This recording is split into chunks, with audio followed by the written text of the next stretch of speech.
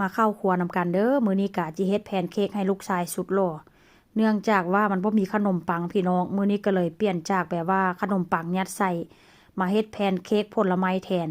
มื้อนี้กะจะใส่กล้วยใส่ไข่แล้วก็จะใส่อะโวคาโดเด้อมื้อนี้เด้อก็จะใส่แบบจุกๆไปเลย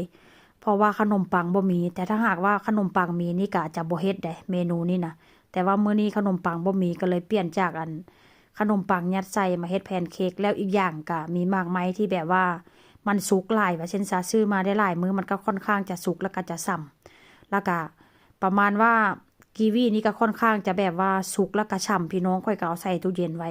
กีวีนี่ก็ถ้าหากว่าซื้อมาแล้วผู้ใดอยากกินแซ่บๆเนาะปล่อยให้มันสุกช่ำๆแล้วไปใส่ตู้เย็นไปแช่ตู้เย็นไว้แล้วมากินตอนเย็นๆนั่นน่ะแซ่บๆพี่น้อง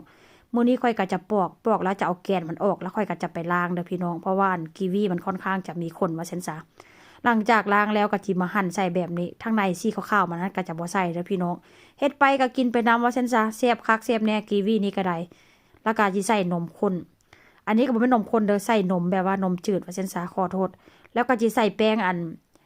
แป้งข้าวโพดพี่น้องมื้อนี้ค่อยจะบ่ได้มีแบบแป้งข้าวเหนียวข้าวเจ้าเด้อค่อยจะใส่แป้งข้าวโพดลงไป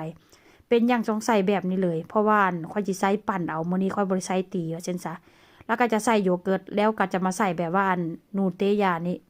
ประมาณว่าเป็นช็อกโกแลตเด้อพี่น้องมื้อนี้ก็จะใส่รวมกันแบบนี้เลยธรรมดานี่เนาะเวลาค่อยอีหยังก็ค่อยทอดแล้วหั่นน่ะค่อยทอดแพนเค้กแล้วหรือว่าผัดแทนแพนเค้กแล้วก็เนาะค่อยจะเอาช็อกโกแลตทาหน้าแต่ว่ามื้อนี้ใส่รวมกันผสมกันแบบนี้เลยแล้วก็ปั่นเพราะว่ามื้อนี้จิเฮ็ดแบบว่าเฮ็ดแบบสูตรเดียวกันเลยว่าเช่นซะแล้วก็บ่มีน้ำตาลเด้อพี่น้องแพนเค้กค่อยนี้บ่เน้นน้ำตาลได้เพราะว่าโยเกิร์ตมันก็ออกมีรสหวานแล้วก็ผลไม้มันก็ค่อนข้างจะมีกลิ่นหวานแล้วว่าเช่นซะเพราะว่ากีวีมันก็หวานได้พี่น้องแล้วก็กล้วยเนาะกล้วยมันก็ค่อยก็ลืมเอาให้เบิ่งแต่ตอนทำเอ็ดเพราะว่ากล้วยมันก็ค่อนข้างจะฉ่ำมันออกเป็นสีดำๆแล้วข้างในมันค่อนข้างจะหวานแล้วว่าเช่นซะค่อยก็เลยแบบว่าบ่ได้ใส่น้ำตาลแต่ว่าทุกเทื่อหันก็ส่วนหลายก็บ่ได้ใส่น้ำตาลแต่ว่าความคิดของข่อยบ่จำเป็นต้องใส่น้ำตาลก็ได้เพราะว่าความหวานนั่นก็เนาะมันก็ออกมาจากกล้วยออกมาจากกีวีออกมาจากผลไม้ว่าเช่นซะมันก็ค่อนข้างจะหวานแล้ว